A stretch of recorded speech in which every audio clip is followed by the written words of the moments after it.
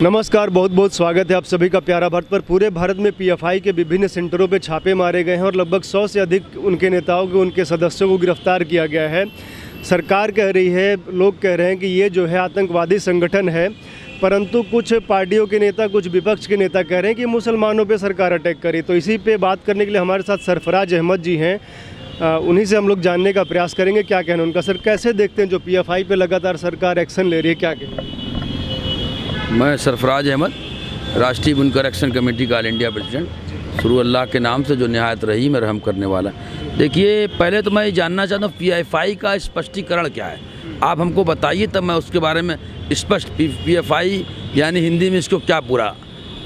PFI का full form है popular front of India. ये एक पूरा संगठन है और 2047 तक इसका लक्ष्य है कि भारत को इस्लामिक राष्ट्र बनाना है, उस पर काम कर रहा है। देखिए, पीएफआई या पीएफआई जैसे जितने भी संगठन हैं जो इस्लामिक राष्ट्र बनाने की सोच रहे हैं, उनका मैं तहे दिल से और खंडन करता हूं। और ये इस्लामिक नेचर और देश की कौमी एकजहती और जो जमहूरी निज़ाम, उसके ख़िलाफ़ है। जो हमारे बाबा भीमराव अम्बेडकर ने जमहूरी निज़ाम बनाया, कोई भी हिंदू राष्ट्र भी नहीं बना सकता, कोई इस्लामिक राष्ट्र भी नहीं बना सकता। ये जमहूरी मुल्क है और यहाँ सबको फंडामेंटल राइट्स हैं, और फंडामेंटल राइट जो बाबा भीमराव अम्बेडकर ने, उसी पर मैं ईमान रखता हूँ, उसी को मैं चाहता हूँ वही रहे। अच्छा, इस्लामिक राष्ट्र बनता है तो क्या समस्या है? इस्लामिक राष्ट्र बनने के हम कह रहे हैं, जब जंग आज़ादी के बाद जब मुल्क का पार्टीशन हुआ तो ये किया कि इस्लामिक राष्ट्र बनाएगा। क्या वो यहाँ से गए तो क्या इस्लामिक राष्ट्र बना पाया? नहीं बना। इस्लामिक राष्ट्र की नीति पे चल पाए? क्या वहाँ इस्लामी शरिया कानून लागू है? आज भी तो भारत का कानून ही कर रहे हैं। वहाँ आए दिन मिलिट्री कानून लागू, जनता उनके सरकार के बीच में पुलिस एक्टिविटी आज तक नहीं हुई है। कबीलाई कानून हर सूबे में है। सरकार के खिलाफ एहतजाज हमेशा। हमारे देश में तो ऐसी बात नहीं है। हमारे देश की कोई भी सूबे की सरकार, चाहे नागालैंड, मणिपुर या केरल या बांग्लादेश या बंगाल की, सब कोई भारत सरकार की सब अधीन है ना, मेन कॉन्स्टिट्यूंसी के अधीन है। ये चीज़ वहाँ है क्या? वहाँ आए दिन कोई ना कोई सब केंद्र सरकार के खिलाफ मोर्चा खोलता रहता है। ऐसा भारत में कहीं देखने को मिला? ये कौमी निज़ाम, ये हमारे जमहूरियत की पहचान है। जो लोकतंत्र बाबा भीमराव अम्बेडकर और ने जिसकी बुनियाद है, उसका मकसद ये है। तो उसके खिलाफ हम लोग नहीं हैं। और यहाँ का भारत का जो मुसलमान है, जो सच्चा मुसलमान है, वो चाहता है, उसको इसी में विश्वास है जो संविधान में, भारत का जो संविधान 1952 में लागू, उस पर वो पूर्ण रूप से विश्वास करता है। पुणे में पीएफआई के सदस्यों को गिरफ्तार किया गया, पुलिस गिरफ्तार करके ले जा रही थी, तो उन्होंने पाकिस्तान जिंदाबाद के नारे भी लगाए। लेकिन जो विपक्ष के लोग हैं ये कह रहे हैं कि पीएफआई पे नहीं, मुसलमानों को टारगेट कर रही है, इस तरह के बयान। अरे, जब पीएफआई हो गया, तो जब पाकिस्तान जिंदाबाद के स्पष्ट सबूत मिल रहे हैं तो गलत है। देश के खिलाफ काम कर रहे हैं, देश में रह के देश के साथ खा रहे हैं और देश के साथ गद्दारी कर रहे हैं। उनको मैं बिला सुबह गद्दार कर रहे हैं, तो मैं बिला सुबह उनको गद्दार कहूँगा। जो मुल्क के साथ में रह रहे हैं और मुल्क का खा रहे हैं और मुल्क के खिलाफ बोल रहे हैं, उनका खिलाफ मैं हूँ। और देश की हमारी सरकार मदरसों के लिए आए दिन पॉलिसियाँ ला रही है। हमारी स्टेट गवर्नमेंट की सरकार ला रही है, मदरसों को कैसे सुदृढ़ किया जाए, मदरसों को कैसे चलाया जाए, मदरसों को कैसे आगे बढ़ाया जाए। और कैसे हमारे प्रधानमंत्री जी कहते हैं कि एक हाथ में कुरान, एक हाथ में कंप्यूटर। हम ये चाहते हैं मुस्लिम बच्चों को देना। तो हम अपने नरेंद्र मोदी प्रधान जी की बात से सहमत हैं कि हमारे मुस्लिम स्कॉलर और बच्चों को एक हाथ में कुरान, एक हाथ में कंप्यूटर होना चाहिए। बस ये हमारा मकसद है और उसी दिशा में देश जा रहा है। अच्छा, मदरसों का भी सर्वे होने की बात योगी जी ने कही है कि मदरसों का भी सर्वे होगा, उसका भी विरोध हो रहा है, तो क्या कहेंगे आप? नहीं, मदरसों का सर्वे होने में कोई लाजमी नहीं। किसी मदरसे ने कोई विरोध नहीं किया है और सर्वे होना चाहिए, कोई दिक्कत नहीं है। मगर कहने का मतलब है कि नए मदरसों को भी परमिशन मिलनी चाहिए, क्योंकि आबादी बढ़ रही है और मदरसों की डिमांड है और मदरसे काफ़ी कम खर्चे में पढ़ाते हैं। और जो हमारा इस्लामिक स्कॉलर निज़ाम है, जो हमारे यहाँ की नमाज़ पढ़ने की तालीम और जो हमारे यहाँ की जो दीनियात है, यानी इस्लामिक धार्मिक शिक्षा है, वो जो अल्लाह के रसूल ने बताया है कि एक पड़ोसी के साथ कैसा वो सलूक करना चाहिए, अपने बहन के साथ कैसा करना चाहिए, अपने पड़ोसी, अपने भाई, रिश्तेदारों, ये सब इस्लामिक धार्मिक निज़ाम बताता है। तो हमें उसकी पढ़ाई भी चाहिए, वो हमारे लिए बहुत अति आवश्यक है। तो ये होना चाहिए। वो जांच इसलिए हो रही है कि कहीं गलत दिशा में कोई पढ़ाई तो नहीं पढ़ाई जा रही है। अगर गलत दिशा में हो रही तो उसके खिलाफ हम भी हैं। हम तो कही रहे हैं जांच होने में। जो मदरसा सही है, हाथ कंगन को आरती का, पढ़े लिखो को फारसी का, क्यों डरेगा? हमारा ये ऐसा फैलाया जा रहा है कि मदरसा गलत दिशा में। अरे जंगे आज़ादी में रेशमी रुमाल तहरीक देखिए, और हज़ारों उलमाए दीन ने फांसी की सज़ा दी गई, जिनका मुकदमा तक दर्ज नहीं किया गया। अल्लामा खैराबादी को देखिए, जिनको काला पानी दिया खाली। और मुसलमानों ने जंगे आज़ादी में 34 फतवे दिए अंग्रेजों के खिलाफ, 34 फतवे।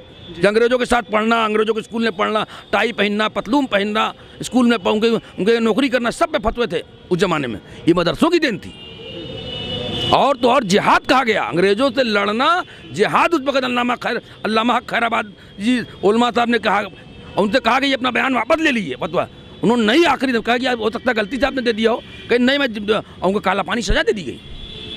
लेकिन आजकल मदरसाओं में कट्टर सोच बहुत घुस गई है। जैसे असम में भी 2-3 मदरसे ढहाए गए, आतंकवाद का गढ़ बन गए थे। देवबंद में कई सारे इस तरह के मदरसे चल रहे हैं। देखिए, हमारे जो बनारस की जो या पूरे भारत की आइडियोलॉजी जो है वो हनफी मिजाज की। हनफी मिजाज जो है सेकुलर और सूफीनिज़म मिजाज का फॉलोवर होता है। और जो एक नई विधा चालू हुई है, जो सऊदी अरब जिसका निज़ाम देखता है, वो है अहले हदीस। ये कट्टरता को उन्होंने बढ़ाया है और ये जो है मोबिलाइज़ कर रहे हैं हमारे लोगों को, मोबिलाइज़ करके उधर इनकी तादाद जिस तरह से बढ़ रही है, ये कट्टरता लाते जा रहे हैं। इनका मैं मजम्मत करता हूँ। ये जो सूफीनिज़म सोच को चोट पहुँचा रहे हैं। सूफीनिज़म जो होती है गरीब नवाज, जिनके फॉलोअर हम लोग हैं, और सूफीनिज़म के चौखट पे लंगर चलता, और हिंदू मुसलमान सारे और उनकी दरगाह मज़ार पे सारे लोग के लिए छूट रहे, ये इसके विरोधी हैं। जो अहले हदीस तबका, जो जिसका मेन फंडिंग और जिसका फॉलोअर मेन गढ़ सऊदी है। तो जो कट्टरता बढ़ रही है, जो आप बोल रहे हैं अहले हदीस, तो ये कैसे रोका जा सकता है, क्या आपको लगता है? इसके लिए तो सरकार अपनी पॉलिसी बनाई है। उसने अभी डॉक्टर जाकिर नाइक जो उनका फॉलोअर था, उनको बाहर देश बदर किया है। उनका बहुत बड़ा फॉलोअर था, उनको उनकी नीतियों को प्रचार। अभी जर्जीस पकड़ा गया, ये भी उन्हीं से सिस्टम के जुड़े हुए लोग थे। तो जो भी है, हम लोग सूफीनिज़म के फॉलोअर हैं, हनफी मिजाज है, और हनफी मिजाज का ये देश है। जो मुसलमान यहाँ के हैं हनफी मिजाज, अहले सुन्नत और जो बरेलवी उसी से जुड़ते हैं। मगर मेन जो है हनफी मिजाज के लोग जो हैं वो मेन है। और जो बाहर से आए अहले हदीस, ये बाहरी आइडियोलॉजी, ये भारत की सोच नहीं थी। ये कट्टरता ये मदरसों में घुसेड़ रहे हैं, किसी तरह अपने लोगों को, हमारे लोगों को मोबिलाइज़ करके अपने तरफ फिरके को आइडियोलॉजी चेंज कराते हैं। अच्छा, ज्ञानवापी पर जो हो रहा है उसका भी विरोध ओवैसी कर रहे हैं, और एक मुस्लिम नेता का ये भी कहना है कि मुसलमान जो है सड़कों पे उतरे। क्या कहेंगे? देखिए, वो एक अलग विषय है जिसका कानून, सरकार और मुकदमा चल रहा है। और अब हमने संविधान की बात पहले भी कही थी, अभी भी करो। जो सरकार कानून फैसला करेगी, हम उसमें तो हम लोग राजी है ही हैं। हमने बारी मस्जिद दिया स्वेच्छा से। अगर कानून हमारे कोई भी चीज़ हमारे 1919 वर्शिप एक्ट जो कहता है, जो चीज़ जिस हालत में है, कितने मंदिर के उपयोग में मस्जिद आ रही है। आज़ादी के बाद जो आबादी खाली होकर पाकिस्तान माइग्रेट कर गई, उस सरहदों पे बहुत से मस्जिद जो है मंदिर में तब्दील हो गए। तो उसको तो हम नहीं कह रहे हैं, उनकी भी हमारे पास लिस्ट है। तो जो जिस हालत में है, क्योंकि कोई भी इबादत की जगह, चाहे वो मंदिर हो चाहे मस्जिद, काम तो इबादत के काम आ रही है ना।